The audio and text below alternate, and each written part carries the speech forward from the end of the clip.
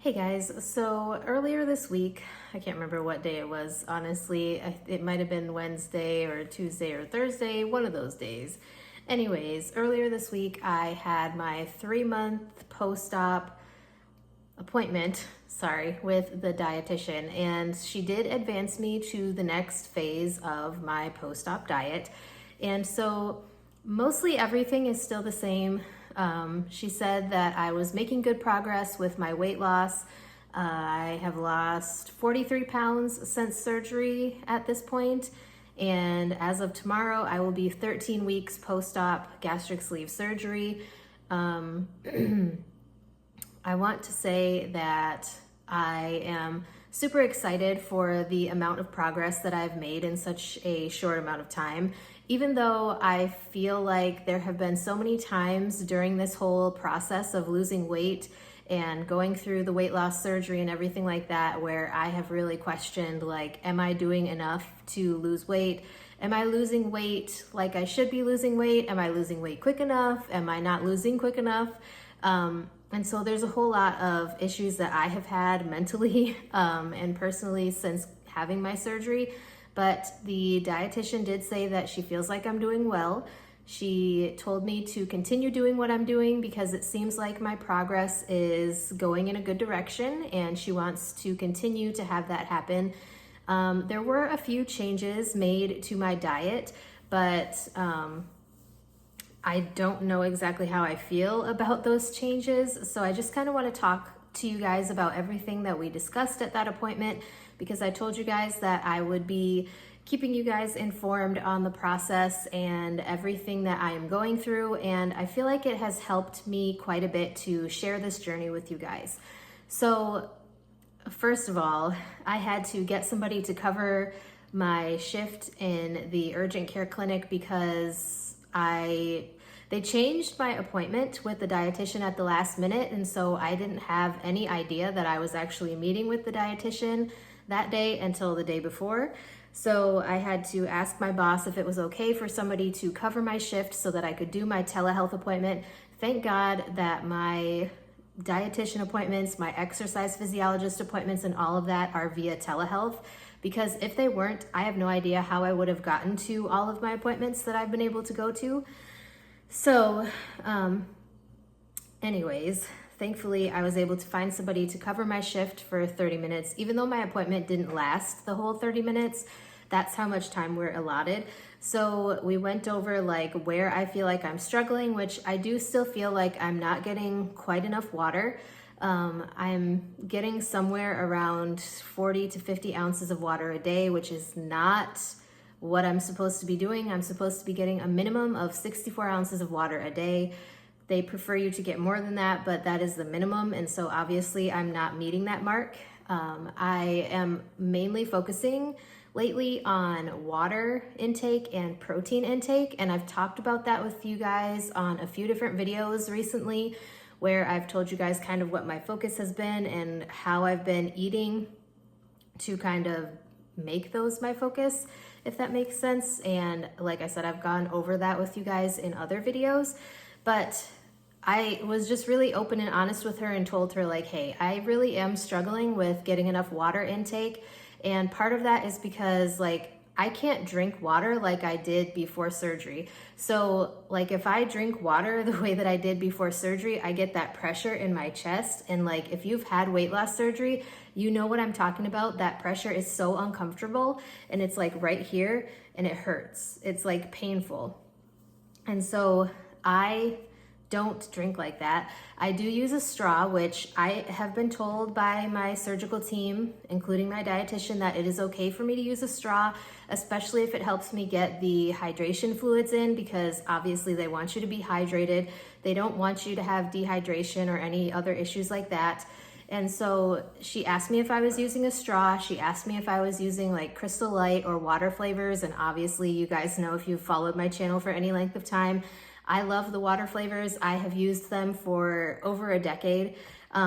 Since my CNA vlogs when I was working night shift on the trach unit, I have used those water flavors almost religiously, because me personally, I can't just drink regular water. And, you know, she had mentioned some people have issues with drinking the regular water and drinking enough of regular water because there's no flavor to it. And so she recommends patients to use Crystal Light or other things like that. So I do use the water flavors, but I just can't, it's like I can't keep up with it. Even though I try to sip constantly, I do feel like the farther out from surgery I get, it gets a little bit easier. I wouldn't say that it's super, like a lot easier, but there is just a tiny little smidge easier that I've noticed. So I do want to say that. I do also try to focus mainly on protein. I've really cut out so before surgery, I used to have like an apple at night for a snack every night, and or a pear. It was like usually an apple or a pear. Sometimes we'd have nectarines or peaches, things like that. But I've really cut those out because it's not really protein. And yes, it's good. And fruit is good for you, but if I haven't met my protein goal, then obviously I want to focus on meeting my protein goal.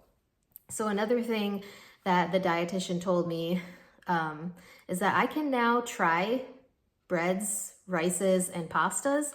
However, I'm gonna make another video talking about some of my fears in doing that and talk about why, like when my diet changes, why I'm hesitant to try new things, but I am allowed to start incorporating those things. She just said, be mindful that like you have to have a protein with those, and you should really eat your protein first, because if you don't, you're gonna get like 3 bites out of the pasta and you're gonna be full. Because pastas, breads, and rices expand in your body, she says, so it makes you feel fuller faster. And I obviously want to focus on the things that I need to be focusing on to give myself the better nutrition. And obviously protein is still one of the main focuses, or needs to be one of the main focuses of my diet.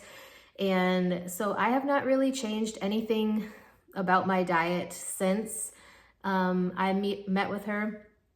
I did get allowed a little bit more calories than I had been, but I have been under my calorie limit anyway. I had been eating probably around 700 calories a day, which I know some people are going to be like freaking out, like, oh my God, 700 calories, how are you surviving? There is no way that I could eat more than I have been. Because I eat until I get those fullness cues, and my biggest fullness cue is a runny nose or like hiccuping or burping. And sometimes I still feel that pressure here, and I don't like it. Like the dietitian keeps asking me, have you tried to push or eat more once you feel those cues? And I always say no, because like you guys told me not to eat once I get those fullness cues, and so I'm not. And you know, it's like they want me to, so that I can see what it's going to be like, and I'm not going to, because I don't want to push that limit, if you know what I mean. So yeah, I just wanted to share that with you guys. So not a whole lot has changed. I am allowed up to 1,000 calories a day now, but like I said, I've been getting around 700, and that has been more than enough for me, because once I hit that fullness cue, it's like fullness cue, stop. There's no food intake past that point. I will wait at least 30 minutes before I eat or drink anything else. And when I say eat or drink anything else, it's like sometimes when I'm at the lake house, my godmother and her sisters have offered me like grapes or something like that. Like I won't even eat a grape past that point, because I don't want any dumping syndrome. I don't want to make myself throw up. There have been times where like while I'm eating, I feel like I have to burp, but it's not. It's like you feel like the food is right here, if that makes sense. If you've had weight loss surgery before, I feel like you would understand that better, but it feels like it's sitting right here. And I feel like if I try to burp, I'll make myself throw up, so I don't. So anyways, those are the updates from my dietitian appointment, my 3-month post-op dietitian appointment. I don't think I meet with the exercise physiologist again until like 6 months post-op, I want to say. I know I don't meet with the dietitian again until 6 months post-op. So, you know, it's going to be a while until anything else changes. I am excited that I'm able to try new things, but I'm also very hesitant. And like I said, I do plan to make another video giving you guys information on why I feel so hesitant to incorporate new things. And that has been true throughout this entire post-op process. So I don't want you to think that it's just because we're inserting like breads, pastas, and rice. There are a number of reasons why I am very hesitant to incorporate anything new, period. But yeah, if you guys have any questions or any topics you would like me to discuss on my channel in the future, be sure to let me know. I'd be glad to get something filmed for you. And with that being said, I will talk to you guys next time.